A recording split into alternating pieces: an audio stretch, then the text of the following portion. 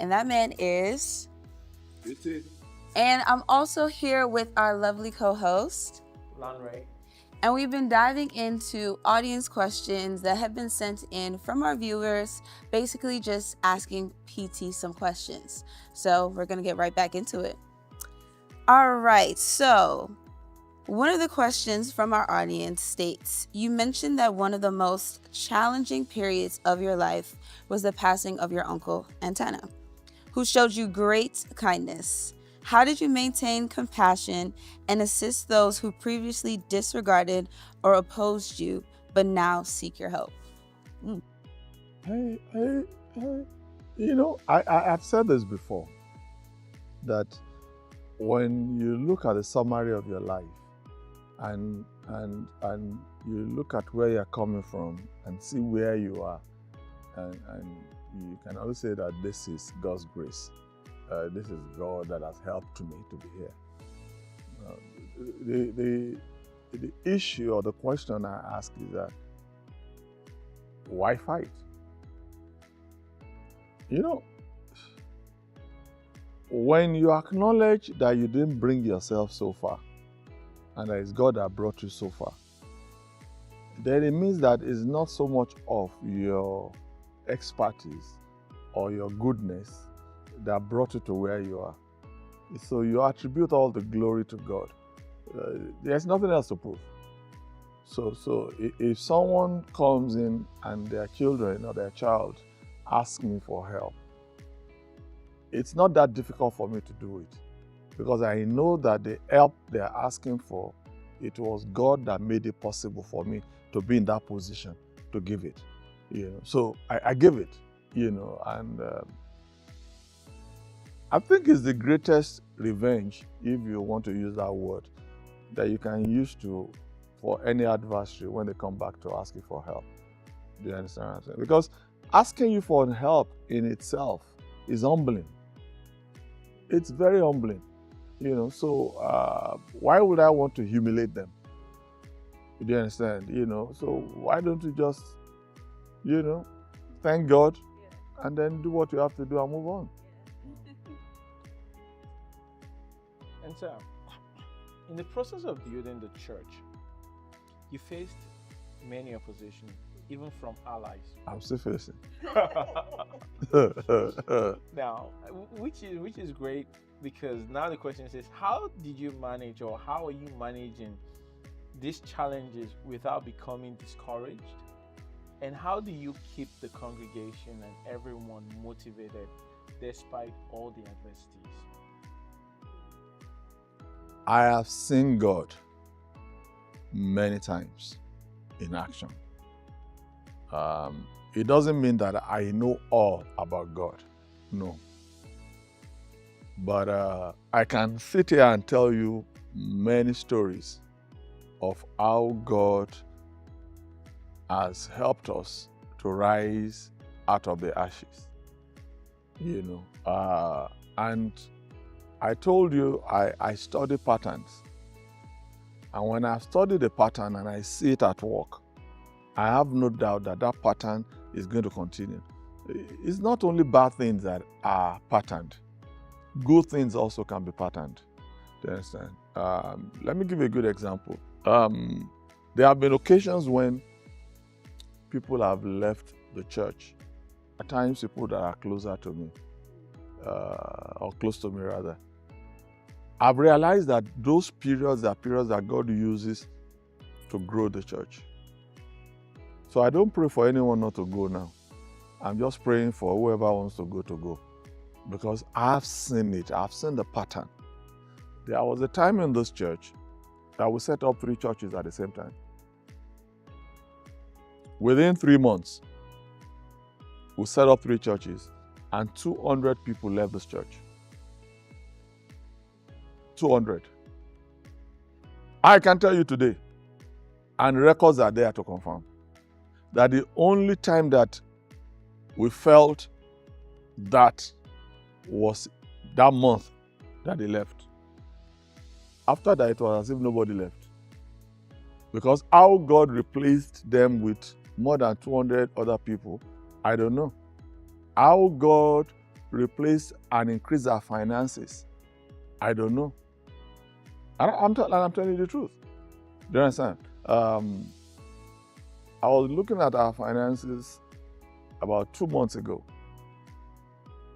and I realized that the income we had for a whole year 3 years ago is what we had for 6 months for this year. And it's not as if people have not left the church. For those that left, is their loss. Many people are coming in. I need to focus on those who are coming in than those who have left. I'm telling you, there's a reason God brought them. God will not take a sheep to a shepherd who will not be able to see them. Do you understand what I'm saying? You know, the ones who have left, they have become another shepherd's burden. I don't need to care about them again, no. It's those who are coming in. Let me be their burden. You know, let them be my burden rather. Let me look after them. Let me see what I can do to help them. Do you understand what I'm saying? You know, and some people have even confirmed it many times. You know, church is very interesting. People leave church and they assume because they left, there's nobody else in the church. Mm-hmm. So, once in a while they come back, maybe for somebody's Thanksgiving. They say, Pastor, look at the church. It has grown. I said, because you left, you think it will not grow. You must overvalue yourself. Oh. I'm telling you. When you came initially, did you not meet people here? When you came, did you not meet people here? How many people started this church? 7 or 11 of us started this church. So what are you talking about? This is God's church. Even when I leave, the church will continue to grow. Look, there are more believers now than there were when Jesus was here.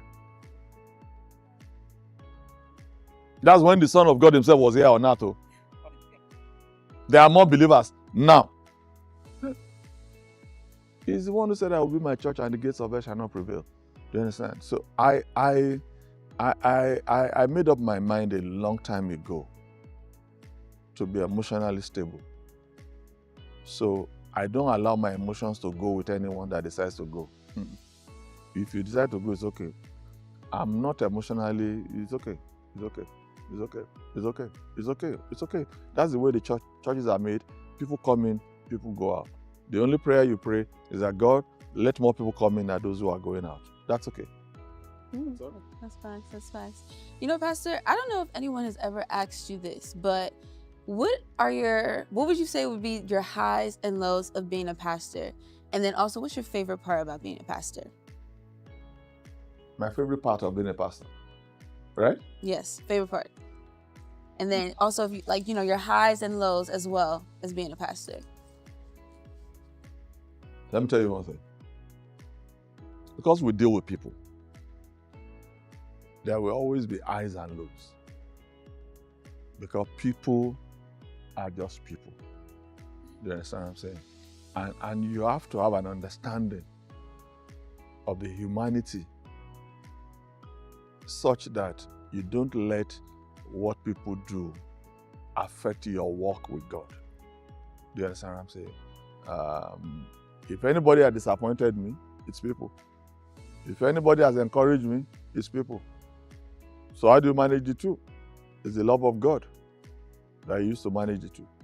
You know, some of the highest for me points, actually the first was when we first finished, this building, the first part of this building.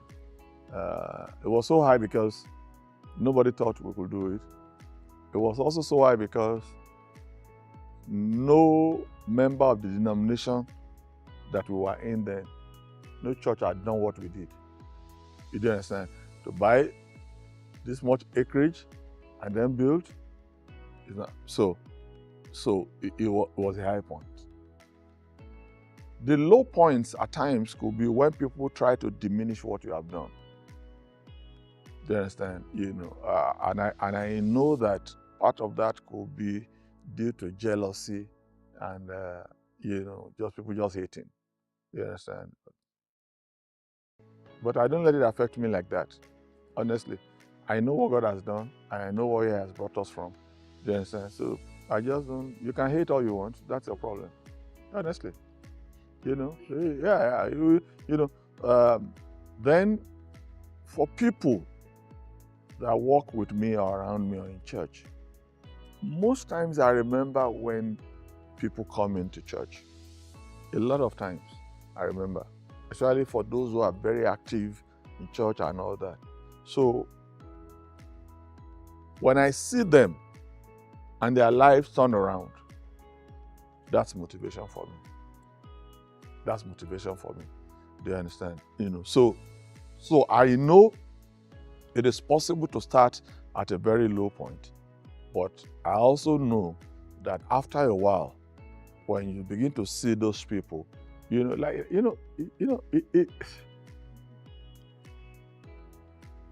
have one or two ministers here in this church that when they joined this church, they were in college. Your auntie was in college when they joined this church. Today she's married. Today she has children who are teenagers. Today she has a good job. Today she has business. And I look at her. I say, this is a good story. The problem is that people don't look at good stories a lot. They're just looking for bad stories. There are a lot of good stories all around us. A lot of good stories. When somebody comes into a church at 22, and then they say, oh, Pastor, I'm celebrating my 50th birthday. And I say, 50 what? They say 50th birthday. I say, what happened? They say, what happened? Like I said, I'm 50, Pastor, I'm 50. I said, you're 50? It's a thing of joy. Do you understand? Which means that this person has been around for 28 years in the church. But just like the world is looking for bad news, and we're not celebrating enough good news.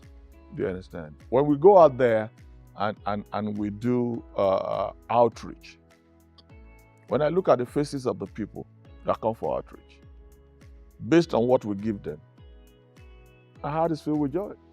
Because I'm saying, God, my God, you have been so good to us.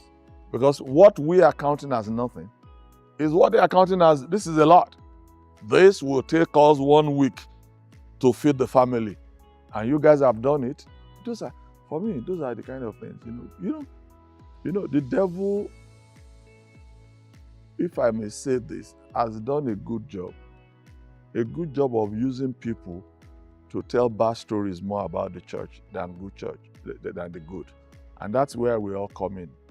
Myself, yourselves, everybody. Tell good stories about the church.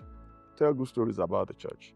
Because there is a lot of good stories to go around. I'm telling you the truth.